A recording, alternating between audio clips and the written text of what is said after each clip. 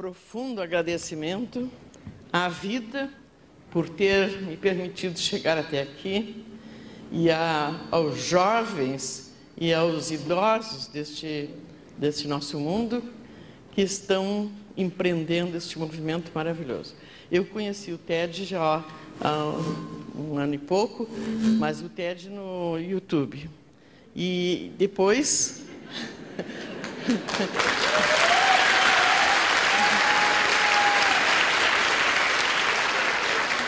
Depois eu fui a São Paulo e estava acompanhando o TED de São Paulo, quando eu tive uma surpresa que me bateu forte o coração. TED em Porto Alegre. Obrigado a esses jovens que têm toda essa energia para poder fazer tudo isso. Desculpem quando eu falo jovem, é porque eu estou me colocando muito no extremo oposto. Bem,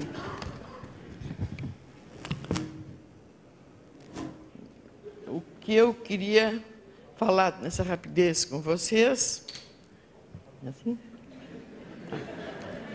é o seguinte: a revista Nova Escola dessa semana, desse mês, ela publicou alguns artigos que estão muito bons, mas que as pessoas não costumam ler. E é sobretudo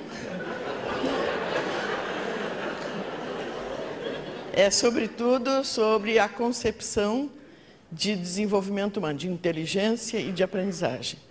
Essa foi a minha paixão desde que eu era jovem, tinha 12 anos, 13, e eu queria estudar para ser professor. E a minha mãe dizia assim: por favor, parece até a mãe do Gustavo, por favor, minha filha, vai fazer Química Industrial em São Paulo, porque tem futuro. Agora, ser professora vai sempre sofrer, viver pobre, né? E eu insisti e acho que tive a vida mais rica que é possível uma pessoa ter nesse nosso mundo com todas as nossas deficiências. Então, sempre a minha questão foi essa: o que é inteligência? Como ela funciona? E por que as crianças que têm sofrimento social intenso, as crianças a quem falta tudo, elas não desenvolvem inteligência? Será que elas não são inteligentes? E encontrei muita pesquisa assim afirmando que não são inteligentes, porque a família desestruturada, pais analfabetos e passando necessidades, as crianças têm todo tipo de dificuldade para aprender. E o que tem que ver a aprendizagem com a inteligência? Então, eu estou pesquisando já, eu tenho 63 anos de magistério, tenho 2 aposentadorias, e sempre pesquisando essa questão: o que é inteligência? Como é que o ser humano desenvolve a inteligência? Como é que o ser humano aprende? E toda essa trajetória, por isso que eu falei na revistinha Nova Escola, eles trazem numa página lá as figuras de Platão, Sócrates, Aristóteles e Piaget. Então, se a gente vai no início da nossa cultura greco-romana, nós temos lá a inteligência é inata e o conhecimento também é inato. Depois a gente chega em Aristóteles, e o Aristóteles ele sublinha bastante que tudo que entra no pensamento entra pelos sentidos. Então, nós construímos uma concepção de aprendizagem como conhecimento, informação ou conhecimento que entra pelos sentidos.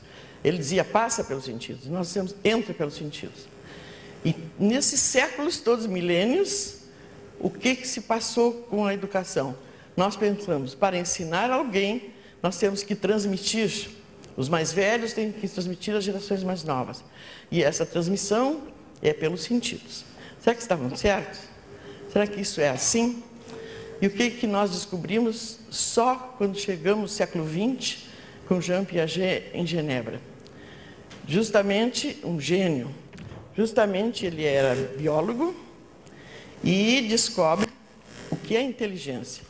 Não é uma faculdade herdada e não é uma faculdade treinável. Inteligência é uma função. Assim como todas as funções orgânicas no organismo, nós temos as funções psicológicas. E sobre a função de adaptação. Adaptação e outra função de organização. São se constituem a inteligência humana. Bom, quando a gente fala na função de adaptação, a gente já viu hoje aqui os testemunhos de vocês, todos testemunhos encantadores, que eu não esperava encontrar nessa vida. Fiquei muito feliz por isso. Bom, essa função de adaptação é porque a vida só existe quando há atividade. E essa atividade não é de um ambiente passivo, nem um sujeito ativo, nem o contrário. Essa é interatividade. Se o meio ambiente é hostil, não há vida, não sobrevive. Então, em todos os reinos, tanto vegetais como animais, nós temos a interação com um meio favorável fundamental. E este meio é que vai proporcionar que a função se desenvolva. Se desenvolva porque está sempre em atividade. E, como está em atividade, o ambiente responde ao sujeito que pensa. Então, na verdade, a percepção não é cognição. A percepção, ela funciona pelos órgãos dos sentidos, mas não entra o estímulo que faz funcionar os sentidos, eles não entram para o pensamento. Eles têm que ser buscados pelo pensamento. E aí dá toda a mudança na concepção. Concepção milenar, que determinou os métodos pedagógicos, que determinou as práticas e técnicas de ensino, sempre pensando que tem que estimular a percepção. Quando chegou a tecnologia digital, então, foi assim, uma beleza de fazer recursos tecnológicos para que possa ver melhor, ouvir melhor, porque vai ver imagens coloridas em movimento, com som, e tudo isso vai ajudar que o professor transmita para o estudante o conhecimento que o professor deve ter. Bom, aí já começa toda a discussão.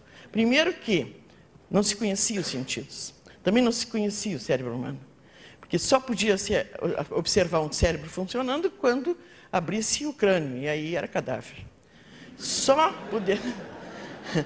podemos observar e estudar o cérebro quando a tecnologia nos proporcionou enxergar o cérebro funcionando. Então, quando nós também começamos a estudar os órgãos dos sentidos, nós descobrimos como é que um professor pode pretender ensinar se ele não conhece como é que o olho humano vê, se ele não conhece como é que o ouvido escuta. E aí por diante, como não conhece também, tem que voltar para trás, por favor. Não conhece também como o cérebro emite toda essa fabulosa energia e como ele recebe e processa tudo isso. Então a gente pensa, será que nós sabemos como se ensina? Então eu gostei muito porque um de vocês hoje de manhã disse assim, a gente conhece a emoção. Perfeito, a gente conhece a emoção. Agora, será que não dá para conhecer também todos esses órgãos do corpo humano e como eles funcionam? E graças a Deus dá, então nós temos agora a neurociência também desenvolvendo muita pesquisa, e o que nós colocamos para os educadores, para tentar salvar as crianças e aproveitar essa tecnologia no próximo milênio. Aqui é 7h45, quando é que eu devo acabar? 0? Então tá bom, obrigado. Bom, então, o que a gente tem agora é que continuar construindo conhecimento e repartindo esse conhecimento, mas já temos condições de começar a alterar toda a realidade do ambiente da escola. O que eu trago para vocês é um trabalho que a gente está fazendo nos últimos 30 anos, que se chama inclusão digital. E, na verdade, não é botar computadores e internet nas escolas e dizer que está fazendo inclusão digital. Porque não é inclusão digital, é inclusão da escola na cultura digital. E aí tem que saber o que é a cultura digital. e como a gente vai fazer essa inclusão.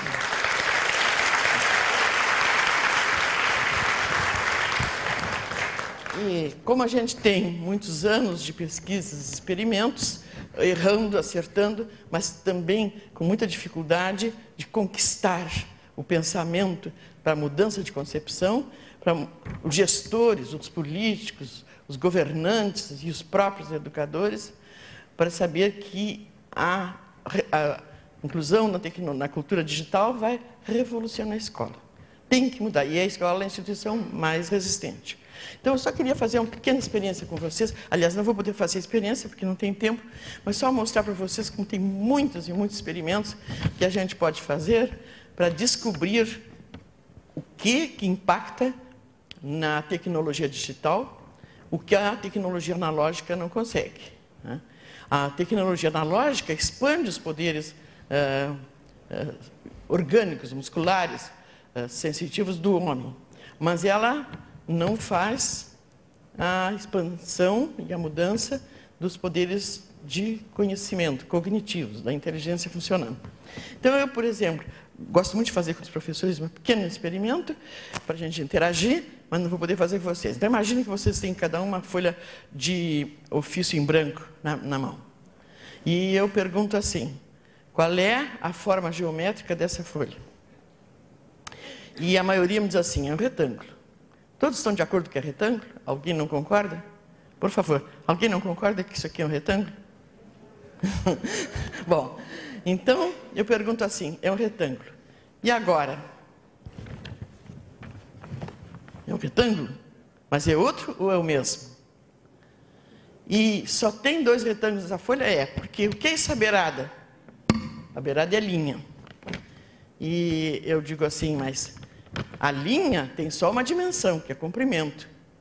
E o retângulo, qual é o conceito que a gente decora na escola de polígonos do espaço plano?